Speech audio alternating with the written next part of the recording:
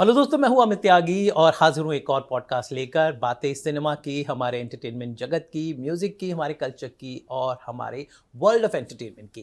तो भाई, इस साल 2026 में एक फिल्म हम सबने देखी, वो थी बॉर्डर 2। और आपने उस फिल्म में एक मिनी पंजाब फील किया होगा, क्योंकि फिल्म में ढेर सारे ऐसे लोग थे जो आपको स्ट्रेट पंजाब के खेतों में लेके गए थे। उसी में से एक किरदार था सूबेदार का। तो वो आपने अगर देखा हो तो वो किरदार निभाया था परमवीर चीमा ने। और परमवीर को आपने पिछले साल बहुत सारे फिल्म में या शोज़ में देखा था। तो मेरे साथ परमवीर खुद है। तो first of all, welcome to my show.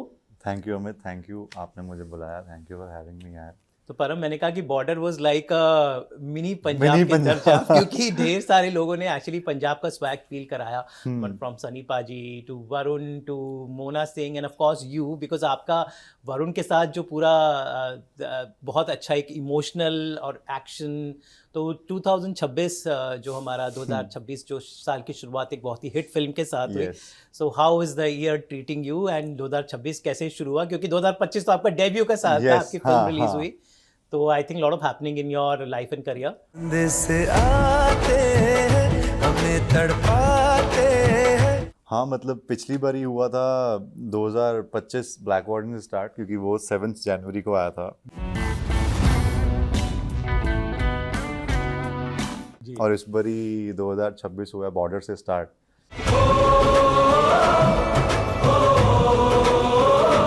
तो अच्छी फीलिंग है। नया साल आया, उसके बाद सबने मुझे यही बोला कि यार नया साल और हिट आई। और तब उस टाइम ब्लैक वारंट भी एकदम ऐसे हुआ था। और I think God is kind कि हर बारी साल खुलते ही पटाखा बजता है। तो आई जस्ट विश कि ऐसे ही लोग प्यार देते रहें, मज़ा आता रहे मुझे काम करने में। बॉर्डर तो यार कल्ट फिल्म है, पहली बॉर्डर इतनी हिट थी, तो being a part of border अपने आप में ही एक, मुझे लगता है कि एक होता है ना, एक चीज़ अचीव की। कुछ हमारे वो होते हैं कि यार ये करूँगा फिर ये करूँगा, तो वो एक चीज़ पे टिक मार्क हुआ। तो पता नहीं था बॉर्डर बनेगी, खुशकिस्मती है बॉर्डर बनी, और खुशकिस्मती है मैं उसका पार्ट हूँ। जो चिट्ठी आती है वो पूछे जाती है। तो कुछ मज़ेदार किस्सा उसकी शूटिंग कहाँ का ही मैंने सुना कि जिन आपने रियल एक्चुअली फौजी बैराकों में शूट की है, झांसी के कैंटोनमेंट में। तो कुछ मज़ेदार किस्से शूटिंग के दौरान? वो मिट्टी के बेटे जो वापस ना लौटे। तो हमने वो शूट की थी झांसी बबीना, जो अपना कैंट है बबीना में। और वहाँ हमने जब रियल कैंट में शूट कर रहे थे तो रियल फौजियों से मिलते थे, और बहुत फौजी शूट देखने भी आया करते थे, क्योंकि असली कुछ फौजी भी थे बैकग्राउंड में, जो उस जिससे था फिल्म थोड़ी ऑथेंटिक लगेगी यार, वो लोग आएंगे, और हमसे उनसे सीखते भी थे। मरगांव में एक कहावत है, हम पूजा भले ही राम की करें लेकिन तेवर परशुराम की रखते हैं। कि सर कैसे कर सकते हैं, गन कैसे पकड़ते हैं, और माइंड सेट क्या रहता है एक फौजी का। अपनी तो तैयारी करके गए थे हम, लेकिन फिर भी जब आप रियल, और हमेशा गोलियों की आवाज़ें आती थी वहाँ पे, मतलब क्योंकि वो बोलते थे, हम तो ट्रेनिंग चलती थी उनकी सारा टाइम। और वो एक फील बना रहता था बॉर्डर वाला। जैसे ही हम कैंट में एंटर करते थे, चेकिंग हुआ करती थी। बाहर रहते थे हम, बाहर होटल में। तो वहाँ से 45 मिनट्स लगते थे हमें ट्रैवल करने में। और जब कैंट में घुसते थे तो सुबह फौजियों की रनिंग चल रही होती थी, कुछ उठा के भाग रहे थे। तो हमेशा ट्रेनिंग करते दिखते थे हमें वो लोग। और फिर वहाँ पे भी, तो मैं जब पहले गया था सेट पे तो थोड़ा सा स्लिम होकर गया था कि चलो एक्शन फिल्म है तो देखते हैं। लेकिन फिर मैंने वहाँ पे फौजी फिट होते हैं, फिट होने में और स्लिम और वैसे होने में थोड़ा फ़र्क है। आप थोड़ा सा पेट के साथ भी फिट हो सकते हो। जान उन सब में आई थिंक हम सबसे ज़्यादा होगी जितने फौजी थे, क्योंकि वो अंदर से स्ट्रांग है ना। जैसे बोलते हैं आजकल आर्टिफिशियल बॉडी तो तुम बना लोगे स्टेरॉइड दे के, ये करके, अंदर से स्ट्रांग थे। तो मैंने सोचा यार जितना रियल लगूंगा उतना मज़ा आएगा। फिर मैंने वहाँ जाके खाना पीना बहुत खाया फिर मैंने। और ये अच्छा लगा मुझे कि सबने ये नोटिस किया, मुझे बोला सबने कि यार असली फौजी लगा तू। और अनुराग सर ने ये इसमें बहुत बड़ा उनका, मतलब मैं बोलूँगा एक है इनिशिएटिव, कि वो मुझे, मेरे बाल लंबे थे जब मैं गया, यहाँ तक आया करते थे, गिरते जुल्फ़ें, तो कहते चले जुल्फ़ें काटनी तेरी। तो उन्होंने काटने शुरू किए और छोटे कर दिए, पहले इतने छोटे हुए, फिर उन्होंने कहते ये आगे नहीं गिरने चाहिए, ये भी काट दो। तो मैंने बोला सर यार थोड़ा मतलब सुंदर तो लगने दो। तो कहते यार सुंदर लगेगा तू और थोड़ा इसको टोन डाउन करो, थोड़ा रेडनेस दो, टैनिंग दो इसके। फिर जब उस टाइम पे मुझे लगा यार ये क्या कर रहे हैं सर, मतलब इतना क्यों इविल हो रखे हैं मेरे साथ। बट जब फिल्म आई तो सबने बोला कि यार वो पूरा हेयर कट भी वैसा था और मूंछ भी बहुत अच्छी लग रही थी तेरे। तो ये उनका बहुत बड़ा हाथ है इसमें। पर्दे से आते हैं हमें तड़पाते हैं। जी। और सबसे खास बात थी कि आपने इमोशंस जो थी, मुझे बॉर्डर में क्या अच्छा लगा कि इमोशंस थी। लोगों ने बोला होगा बहुत लार्जर लाइफ है, बहुत ओवर द टॉप है, लेकिन वो इमोशंस कुछ ऐसी होती हैं कि अगर वो ओवर द टॉप ना हो तो वो फील नहीं होती हैं। तो बॉर्डर 2 में जो फील किया, मतलब पैट्रियोटिज्म सभी किरदारों के Yes. साथ, चाहे वो गाना जब आता हो, संदेशे आते हैं, घर कब आओगे, देखो कब आओगे। स्पेशली दैट आइकॉनिक सॉन्ग पे भी आप लिपसिंग कर रहे Yes, हो। हाँ। तो how was that moment, because as a kid आपने जब बॉर्डर आई, you must be in school, तो उस गाने को वापस एक बड़े पर्दे पर रिविजिट भी किया। जी। हाँ वो मतलब ऐसा था, पहले नहीं पता था कि हम उस गाने में मैं रहूँगा या नहीं। तो सर ने बोला कि 2 दिन में गाने का शूट है। मैं कहा हाँ हम पीछे हो कर लेंगे शायद। तो कहते वो लाइन एक है तेरी, तो यहाँ से। मैंने कहा मैं गाना गाऊंगा। कहते संदेशे आते हैं, गा रहे और डांस करना सारा कुछ। तो मैं एकदम एक्साइटेड हो गया। मैंने कहा यार ये तो बहुत मज़ेदार है। फिर कोरियोग्राफर आए तो स्टेप सिखाने लगे, तो मैं सीख रहा हूँ। फिर मैंने कहा यार सर इसको ना मत सिखाओ, क्योंकि सीख के पॉलिश हो जाएगा और मैं पूरा ऐसे ऐसे करके डांस तो यार बॉलीवुड के हीरो करते हैं हाँ, ऑब्वियसली। लेकिन यहाँ पे मैं हमेशा ट्राई करता हूँ हर कैरेक्टर को रियलिस्टिक जितना बना सकूँ। ओके, तो जब डांस करना होगा तब सीख के करूँगा। लेकिन इसमें मुझे लगा कि जितना अनपॉलिश्ड होगा ना उतना मज़ा आएगा। तो वो लोगों ने उसको बहुत सराहा। और फिर क्या हुआ, एक सीन है चिट्ठी वाला जो आप इमोशंस की बात करते हो। मुझे सबने बोला ये कि यार वो सीन पे रोना आएगा, किसी ने नहीं सोचा था कि हमें उस सीन पे 2 फौजियों के चिट्ठी आती है और मेरे घर पे बेटी हुई है और जो मेरा बड़ी है उसकी मदर की डेथ हुई है और मैं चिट्ठी लेकर भागता जाता हूँ उसको खुशखबरी देने। वो सीन आपने देखा होगा। वो मुझे कहते यार सब ने बोला, कहते यार एकदम से आंखें भर गई, पता नहीं चला कब रोना आ गया। और वो आइकॉनिक सीन हुआ और मेरे को नहीं पता था कि इतना अच्छा आएगा। सेट पे थोड़ी फीलिंग आ गई थी जब हम शूट कर रहे थे। तो अनुराग सर जैसे हमने शूट किया तो मैंने कहा सर मैं पीछे से भाग के आऊँगा। तो वो चीफ एडी बोला सर दिख नहीं रहा, आप यहीं से आ जाओ। मैंने कहा यार थोड़ा कैमरा ऑन रोल कर लो, अभी तो हम कर सकते हैं, पहले जैसे थोड़ी है। तो मैंने कहा बट मुझे एक ब्रीदिंग मिल जाएगी और एक नेचुरलिटी आएगी सीन में। तो मैं काफ़ी लंबा भाग के आया जहाँ से मेरा टेंट था। फिर सीन किया। पहला ही जब टेक हुआ तो अनुराग सर आए, कहते मुझे मिल गया है वैसे, लेकिन जब 2 अच्छे एक्टर हों तो मैं थोड़ा सेल्फिश होना चाहता हूँ, 2-3 टेक और करते हैं। बट ये मुझे मिल गया है जो सीन चाहिए था। और पूरा सेट उस दिन शांत हो गया था। और मेरे स्पॉट बॉय ने मुझे बोला सर आज लगा हम बॉर्डर कर रहे हैं। मैंने कहा अच्छा। कहता सर पूरी फीलिंग आई। चल ठीक है, तुझे इतने दिन से नहीं आई, 10 दिन से आज आई है। कहता हाँ आज मुझे फीलिंग आई। तो मैं समझ गया था कि ये लैंड अच्छा हुआ सीन। किया जो वादा था वो निभाऊंगा। पर रिएक्शन किस तरह का बना, स्पेशली आपकी फैमिली से या आपके होम टाउन जलंधर में? किस तरह का रिएक्शन, पोस्ट रिएक्शन जब मिलते हैं? वो कई लोग फिल्में देखकर फिर समझ में आता है। तो हाउ वाज दोज रिएक्शन जब भी फिल्म रिलीज हुई और इतनी पसंद की? गेम चेंज हो गया। मतलब यही मुझे तो समझ में आया। पहले काम तो मैं कर रहा था काफ़ी टाइम से, लेकिन एक काम पहुंचता है कुछ लोगों तक पहुंचता है, कुछ लोगों तक नहीं पहुंचता। और OTT सब लोग नहीं देखते अगर आप Tier 3 तक जाओ तो। और बॉर्डर जैसी फिल्म जब आती है तो बहुत लोग मौका नहीं छोड़ते। और बॉर्डर की ऑडियंस जैसे 18 से 35 साल नहीं है, उससे छोटे वाले नहीं है बच्चे, उससे बड़े वाले भी, सिर्फ वो सारी ही ऑडियंस है उसकी। जी। 10 साल से लेके 80, 90, 100 साल तक जो भी है वो सब। अरे तुम्हारे पाकिस्तान में इतने लोग नहीं जितने हमारे यहाँ ईद पर बकरे काटे जाते हैं। और मैं अभी अपने घर जाके अपने घर वालों के साथ देखने गया था तो वहाँ पे काफ़ी ओल्ड एज लोग आए थे, मतलब 60, 65, और उनके बेटे उनको लेके आए थे। एक लड़का अपने फादर को स्टेयर्स चढ़ा रहा था।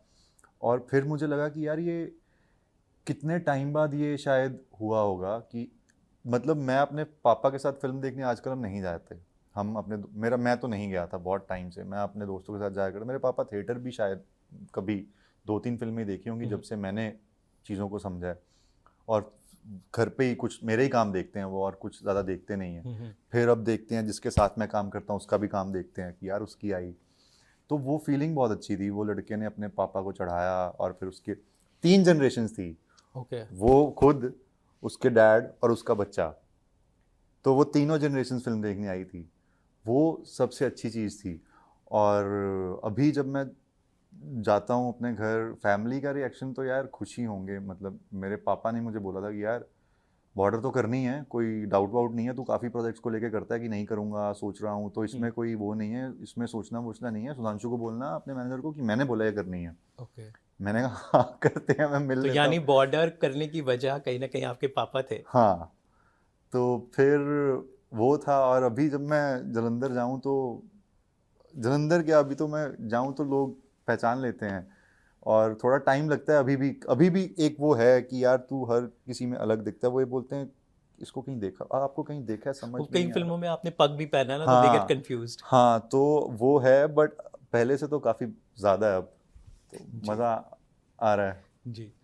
और ओटीटी का जब दौर शुरू हुआ एंड आपका ओटीटी डेब्यू हुआ एक ऐसे शो के साथ which I think it's one of the most finest thrillers ever made, Tabbar on yes. Sony LIV. बहुत कम, it's a very underrated show, but अगर वक्त मिला तो प्लीज देखिएगा हाँ। Tabbar on Sony live.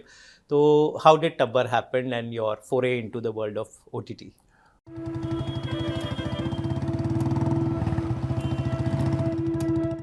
उस टाइम पे मैं एक्टिंग छोड़ गया था एक टाइम पे, मतलब आपने क्विट कर दिया क्विट था? कर दिया था। वापस जलंधर? हाँ, घर चला गया था, कोविड भी आ गया था। अच्छा। और थोड़ा मेरा ब्रेकअप भी हो गया था, काफ़ी चीज़ें इकट्ठी हो गई। तो अच्छा। फिर मैंने कहा यार नहीं यार, नहीं बनेगा कुछ, तो चलता हूँ। क्योंकि पापा के लिए भी पैसे देने मुश्किल होता क्या है कि बॉम्बे जैसे शहर में ना सर्वाइव करना बहुत मुश्किल है। जी। और मैं इतने रिच फैमिली से नहीं आता कि मेरे पापा हर महीने मुझे 50-60 हज़ार रुपये भेज दें। वो है नहीं, फार्मर है मेरे डैड। तो उस पे मैंने अपने स्ट्रगल के दिनों में कुछ शायरियाँ भी लिखता रहता था। मैंने कुछ लिखा था, दिल का मसला। ओके। तो उस पे मैंने ऐसा कुछ लिखा था कि मुझे आज भी वो मैं रिविजिट करता हूँ, जब क्योंकि क्या है, जब घर से आते हो ना, तो घर से पापा भी पैसे दे देते हैं, दादी भी दे दिया करते थे, चाचा, और बटुआ हैवी होता है। फिर आप बटुआ उठा के निकलते हो जी। दूसरे दिन, वो बटुआ हल्का होता रहता है। और एक दिन जब मैंने उठाया बिल्कुल खाली था, घर से आने के बाद 7-8 दिन हो गए थे। तो मैंने लिखा कि यार रहना इस शहर में थोड़ा मुश्किल होता जा रहा है, बटुआ दिन ब दिन हल्का होता जा रहा है। तो ऐसे मैंने कुछ लिखा, काफ़ी लंबा लिखा था, वो सुनाऊंगा कभी। तो वो जब फिर हुआ, फिर मुझे लगा कि यार अब छोड़ दे भाई, ठीक है, कि कब तक परेशान करूं अपने फादर को। तो फिर मेरे फादर ने बोला कि बेटा यार देख, मैं जैसे भी करूं मैं कर रहा हूं, तुझे तो नहीं कभी बोला आज तक कि मेरे पास नहीं है पैसे। दे देते थे वो पैसे, मांगता था दे देते थे, खुद नहीं मांगने का दिल करता था। तो कहते यार ऑडिशन तो दे, इतने 4 साल लगा दिए तूने, ऑडिशंस देता रहा है। मैंने ऑडिशंस देने शुरू किए। फिर मैं फार्मर्स प्रोटेस्ट पे था। अच्छा, जो वो तब टब्बर का ऑडिशन आया। ओ, मतलब आप और वहाँ पे दिल्ली के वो बॉर्डर पे खड़े हाँ, थे? वहाँ था। जी। तो मैंने टेंट से ही बना के भेजा था पहला टेक। तो फिर मुझे डायरेक्टर का कॉल, वो मेन जो गगन ने पार्ट किया है, पवन मल्होत्रा का बेटा, जी। वो उसके लिए था। ओके। पहले तो आया यार इतने ऑडिशन दे दिए, हीरो कौन लेगा मेरे को, अभी तक तो ऐसे थोड़े थोड़े छोटे पार्ट से शायद लेते हैं ना, एकदम डायरेक्टली हीरो किसी को नहीं लेते। जी। फिर वो शॉर्टलिस्ट हो गया। शॉर्टलिस्ट होने के बाद मुझे आया कि डायरेक्टर आपसे बात करना चाहते हैं। मैंने कहा ठीक है। तो मुझे बोले कहाँ है तू? मैंने कहा सर मैं इधर फार्मर्स प्रोटेस्ट। तूने वहीं से बना के भेजा? मैंने कहा हाँ, थोड़ा इधर उधर जाके टेंट लगा के बनाया। तो कहते ब्रीफ मिला था? मैंने कहा हाँ, जितना मुझे मिला वो बनाया। कहते मैं एक बार ही ब्रीफ करता हूँ, दोबारा बना के भेज। ओके। और फिर मेरा दोस्त बोला द्वारका गुड़ वाले रेडिसन में चलते हैं ओके। शूट करने के लिए। हाँ। तो हम वहाँ पहुँचे, हमने उनसे बात की कि थोड़ा वो दे दो। जब तक मैं शूट ही कर रहा था, मेरा ना कास्टिंग से दोबारा मुकेश छाबड़ा की टीम से मुझे कॉल आया। मैंने उठाया, मैंने कहा बस ऑडिशन बना के भेज ही रहा हूँ। कहते नहीं नहीं, आप लॉक हो गए हो। अच्छा, ये गगन वाले रोल के लिए? हाँ। अच्छा। तो वो कहते आप लॉक हो गए हो और आप ऑडिशन मत भेजो, आप लॉक हो। मैंने कहा अभी तो कहते नहीं, पिछले और सर को बात करके आपसे अच्छा लगा। अच्छा। फिर मैं बॉम्बे आया, तब मैं छोड़ गया था। फिर मेरे दोस्त को बोला तेरे पास आके रुकता हूँ थोड़ा टाइम। अच्छा। कहता आ जा। तो मैं उसके पास पहुंचा, तो कहते कि ऑफिस में एक दिन सर को मिलने आना है, डायरेक्टर को। ऑफिस चले गए। मैं घुसा, कहते क्या लोगे? मैंने कहा कैपेचिनो पिला दो। तो वो बंदा घुसा ना, मैं तो आज हीरो हूँ यार, घर से सबको बोल के निकला हूँ, कॉन्ट्रैक्ट हो गया था मेरा। अच्छा। तो सर बैठे, कहते यार आपका ऑडिशन बड़ा अच्छा था। मैंने कहा थैंक यू सर। कहते एक प्रॉब्लम हो गई है। क्या हुआ? तो स्माइल नहीं जा रही थी मेरे चेहरे से। कहते वो सोनी ने कहा है थोड़ा नोन फेस चाहिए। अच्छा। ऐसे ही था। मैंने कहा अब मैं क्या बोलूँ कि नहीं मेरे को बहुत ज़रूरत है, मैं घर पे बोल चुका हूँ, बहुत ज़्यादा प्रॉब्लम है सर, ये तो बोल नहीं सकता। मैंने कहा ठीक है। अंदर से तो दिल टूट जाता है इंसान का, लेकिन बोले एक और कैरेक्टर है, वो हीरो है, एक ही अच्छा बंदा है पूरे शो में। मैंने कहा ठीक है। कहते उसका काम 35 दिन का है, इसका 50 दिन का था। मैंने कहा ठीक है यार करो। अच्छा। कहते लेकिन उसके लिए ऑडिशन करना पड़ेगा। और फिर वो जो सब इतने ऑडिशन दे दिए ज़िंदगी में, अभी तक मैंने 500 ऑडिशन दिए होंगे एड्स वैड्स को मिला के। और फिर वो सब, मैंने कहा सर ऑडिशन नहीं यार। मैंने कहा चलो करते हैं, ऑडिशन करते हैं। और मुझे लगा कि ऑडिशन करूँगा तो डायरेक्टर अभी देख के बता देगा कि भाई नहीं अच्छा है, कैरेक्टर में जा रहा है, लॉक है। तो कहते ठीक है डन, आप ना अभी जा सकते हो। मैंने कहा सर जवाब क्या है, हुआ नहीं हुआ? तो कहते नहीं सोनी से कंफर्म करना पड़ेगा ना एक बारी दिखा के। यार वो 2 दिन थे सर मेरी लाइफ में, बहुत मुश्किल दिन थे वो बहुत मुश्किल दिन थे। मैं अपने दोस्त के घर पे लेटा हूँ, घर वालों का फ़ोन नहीं उठा रहा, समझ नहीं आ रहा क्या करूँ। वहाँ बोल के आया हूँ कि हीरो के लिए लॉक हो चुका हूँ, कॉन्ट्रैक्ट हो गया, अब नहीं हुआ तो क्या होगा। फिर फाइनली वो हुआ, फिर गाड़ी टेक ऑफ की वहाँ से, और वो ऐसे मिला। और वो शो बहुत अच्छा बना जी। जिसने उसमें काम किया सब ने बहुत काम करना शुरू कर दिया। शोज़ तो बहुत बनते हैं लेकिन अच्छे शोज़ बहुत कम बनते हैं, और अच्छे शोज़ बनने के बाद उसमें से निकलते कोई लोग हैं। तो मैं तभी खुशकिस्मत हूँ कि वहाँ से मैं फटा। फिर सबको पता चल गया कि एक्टर है, फिर हुआ पंजाबी एक्टर है। फिर उनको अब क्या बताऊँ यार, मैं पंजाब से हूँ लेकिन मुझे बॉम्बे रहते टाइम हो गया है, वो सब। फिर वहाँ से गाड़ी चली। बट आपका एक और शो सोनी लिव से ही निकला है, तो चमक एक बहुत ही अच्छा शो था। दिल्ली वालों, आई थिंक ये कंप्लीट कैरेक्टर था काला का, जो आपका कैरेक्टर था। अमर सिंह चमकीला से थोड़ा थोड़ा इंस्पायर्ड था वो, बहुत डिटेल्ड था। आई थिंक कुछ फिर दलजीत दोसांझ ने भी नेटफ्लिक्स के शो में चमकीला का निभाया, बट वो ऑफशूट था आपका जो काला कैरेक्टर था ये चमक में। So how was Chamak happened and the role, because was a very very very layered character. सारे इमोशंस थे, गाना बजाना, मारना काटना। I think it was complete role ever you can play. So how close is Kaala and Chamak for you? किसी का मरहम है म्यूजिक, लेकिन मेरे लिए मेरा जख्म है म्यूजिक। 2 सीजन्स किया दे आर वेरी क्लोज। मतलब वो इतना बड़ा शो, बहुत मतलब टब्बर के बाद डायरेक्टली मुझे मिला था जिसमें मैं हीरो हूँ। इतना बड़ा सेटअप है, इतनी बड़ी कास्ट है, मनोज पावा जी हैं, मोहित है, मलिक और नवनीत निशान, सुविंदर विक्की, मुकेश सर खुद एक कैरेक्टर प्ले कर रहे थे। तो वो काफ़ी एकदम आ गया था कि यार वो ये मिल गया। वो शौक होता है ना इंसान को, ये शो मैं कर रहा हूँ, मैं हीरो हूँ। और आप देखो जब पहले सोनी लिव ने ही मुझे वो शो, रोहित सर को मेरा नाम रिकमेंड किया था। पहले उन्होंने कहा था कि एक नोन चाहिए फेस, और फिर उन्होंने ही मेरा नाम रिकमेंड किया था सोनी लिव में। लिव से शौगातो सर ने शायद चमक के लिए, शौगातो या दानिश सर दोनों में ने किया, या शौगातो सर ने कहा था रोहित सर को कि यार ये लड़का है, मतलब टब्बर की वजह से चमक हुआ था। फिर रोहित सर को तब भी सेम चीज़ हुई सर। मैं शूट कर रहा था तो रोहित सर ने मुझे बोला कि यार ऐसे ऐसे मैं ये शो बना रहा हूँ, तो जब तू कब मिल सकता है मेरे को? मैंने कहा सर मैं इधर शूट कर रहा हूँ। कहते मैं वहाँ आ जाता हूँ मिलने। मैंने कहा सर मैं शूट पे हूँ, क्या मिलूँगा आपको बीच में, मैं बॉम्बे आके मिलता हूँ। 3-4 दिन फ़ोन पे बात हुई, कोई ऑडिशन नहीं किया, कुछ नहीं हुआ, और मुझे कहते कॉन्ट्रैक्ट भेज रहा हूँ, लॉक कर, साइन कर दे। मैंने कहा सर अभी तो मतलब ऑडिशन भी नहीं लिया आपने, कोई बात ही नहीं की। तो कहते नहीं मैं समझ गया कि तू कर लेगा वो। तो उन्होंने इतना ट्रस्ट किया मेरे ऊपर, फिर चमक हुआ सर। वहाँ से फिर गाड़ी चली, मैं आया, मिला, लुक बना, वो लंबे बाल, गाना वो भी था ना, गाना भी गाना था। यस। तो और वो अकाशा जैसे सिंगर आपके साथ एक्टर थे। अकाशा है, ईशा है, तो अकाशा तो ऑलरेडी सिंगर है ना, और उनके सामने मैं फीका ना पड़ जाऊं, वो भी एक्टर को होता है यार कि ये तो प्रोफेशनल सिंगर है, मतलब ये ना लगे कि यार ये प्रोफेशनल है, इसको नहीं आता। तो वो मेहनत भी करनी पड़ी मेरे को बहुत, मैंने बहुत सिंगर्स को देखा, बहुत हार्ड वर्क किया था उस पर। वो 6 महीने तो मैंने होमवर्क ही किया था, 6 महीने बाद शूट शुरू हुआ था। ओए, तुम जानते नहीं हो मेरा बाप कौन है। But it was worth, because if you see the series, that's also is one of the underrated shows that Yes. most people don't know. तो मेरे साथ हैं परमजीत जी ना, और बॉलीवुड जो होता है ना एक सपने की तरह होता है। जब पहली बॉलीवुड फिल्म होती है वो हमेशा इतिहास में दर्ज रहती है, आपके करियर में स्पेशल। और आपकी बॉलीवुड फिल्म एक ऐसे डायरेक्टर के साथ हुई जो मेरे हिसाब से is one of the finest film maker of India, Anand L Rai, और उनकी फिल्म तेरे इश्क में जो अभी 2025 के अंत में रिलीज़ हुई थी, कृति सेनन के साथ। आप मतलब उस लव स्टोरी का एक इम्पॉर्टेंट किरदार थे, रोल कम था लेकिन बहुत महत्वपूर्ण था। Yes. So how did your Bollywood debut with तेरे इश्क में हैपेंड? So,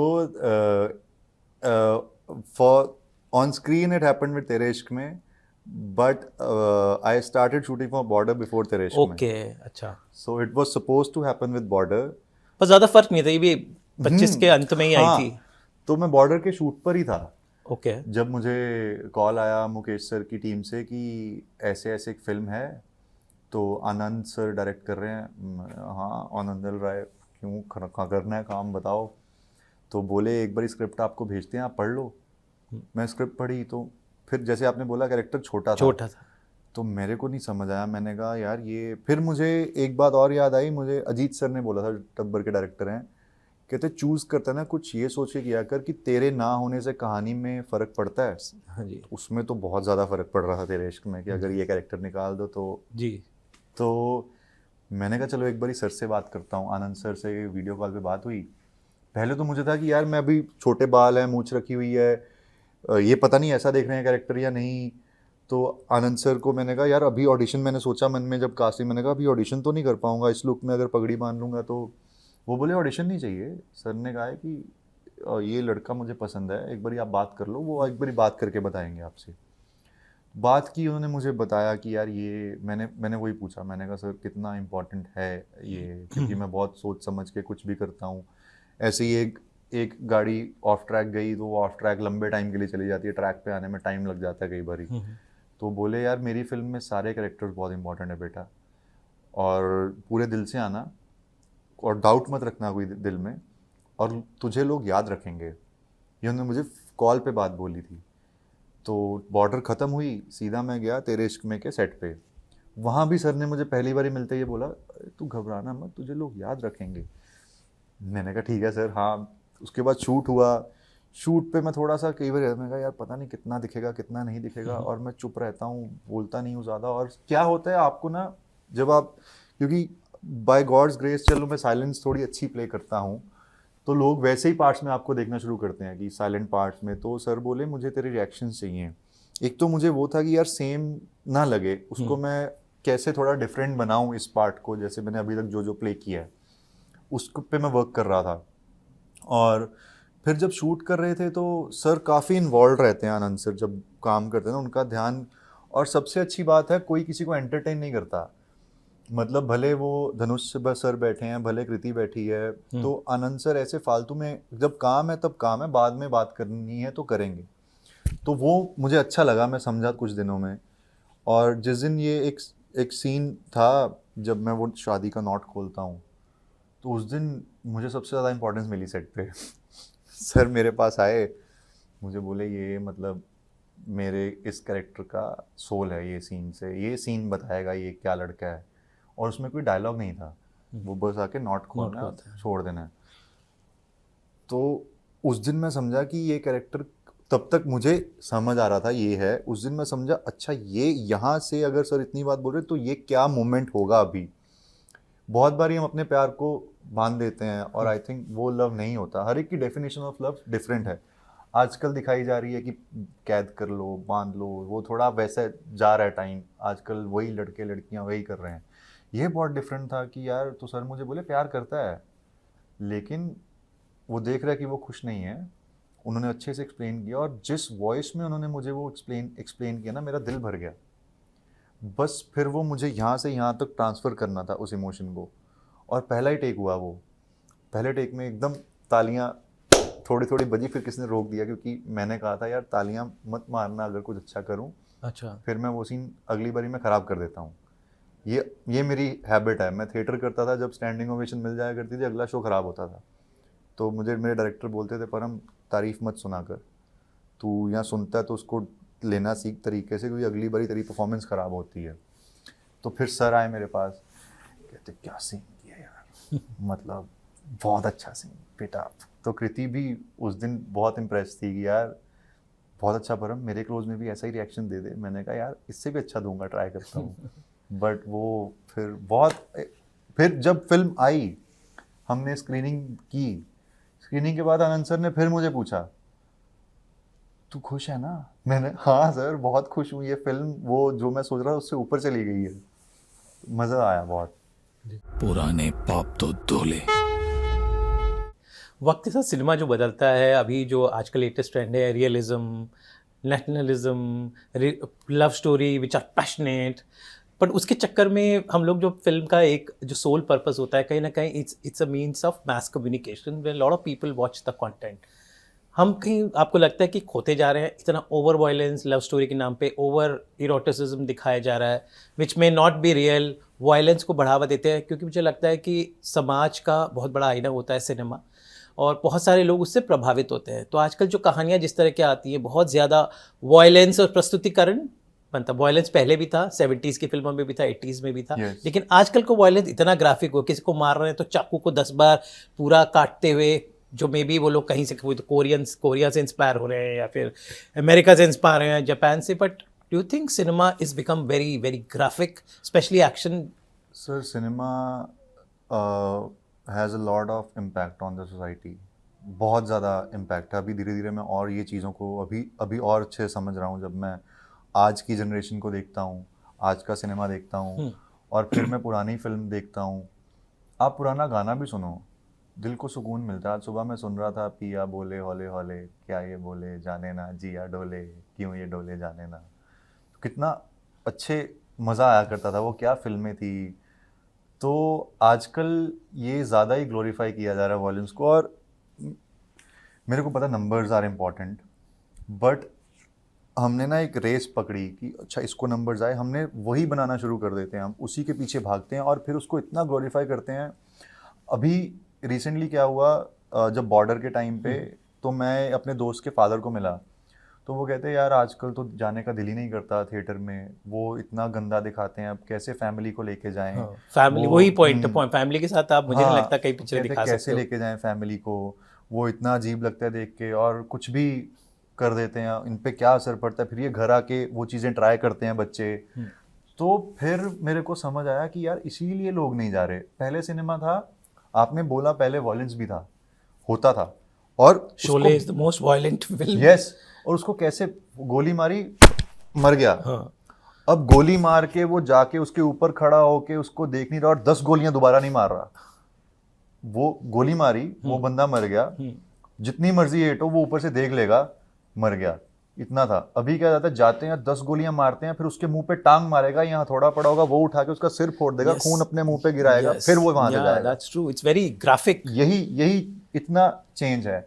और अगर आप देखोगे आजकल कितना वायलेंस सोसाइटी में ही बढ़ गया हमारी।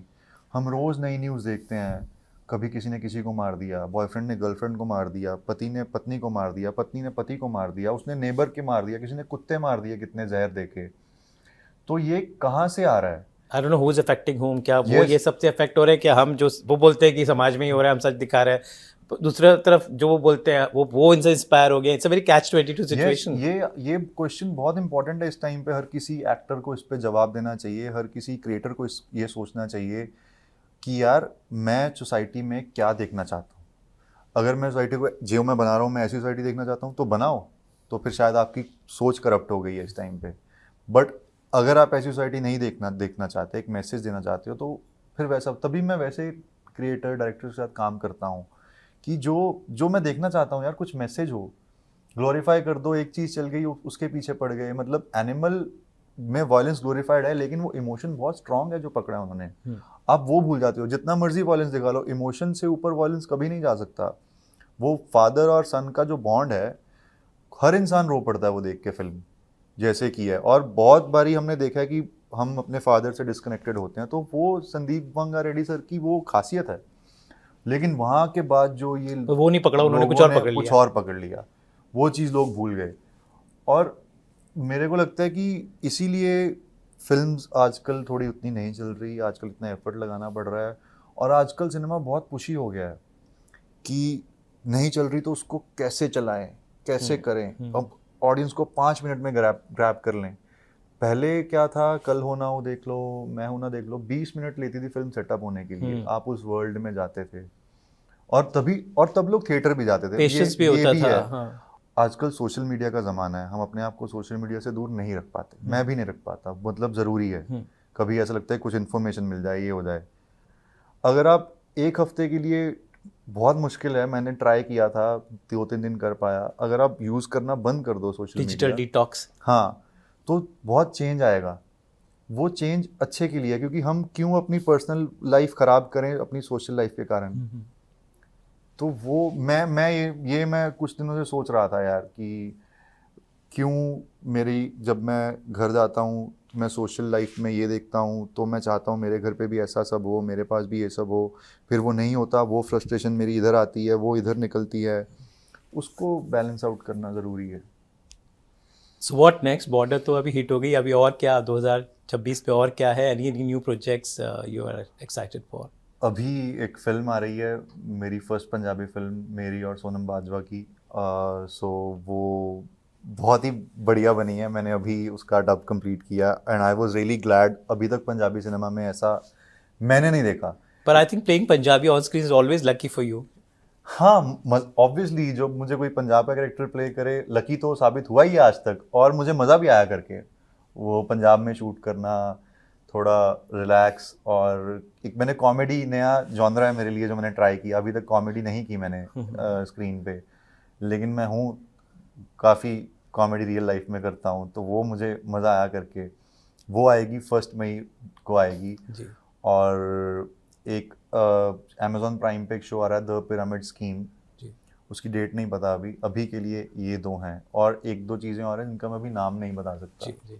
तो चलिए, उम्मीद करते हैं कि बॉर्डर के साथ परम आपकी शुरुआत हो गई है, and I think just a beginning, many more to come, and looking forward. Thank you. चाहे OTT हो या फिर सिनेमा हो, I think people have loved your acting range and looking forward. बस मैं यही चाहता हूँ यार कि जो काम करता हूँ उसको लोग पसंद करें, और मैं ट्राई करता हूँ कि मैं अच्छा काम करूँ जो सोसाइटी पे अच्छी चीज़ डाले। अगर आप ऐसे प्यार देते रहेंगे तो मैं और इंस्पायर रहूँगा वैसा काम करने के लिए कि जो आपको पसंद आए। थैंक यू सो मच हमसे जुड़ने के लिए, एंड उम्मीद करते हैं कि हम आपसे जल्दी एक और पॉडकास्ट करें। यस, बहुत मज़ा आया आपसे बात करके। थैंक यू सर, मुझे भी बहुत मज़ा आया। Thank you so much.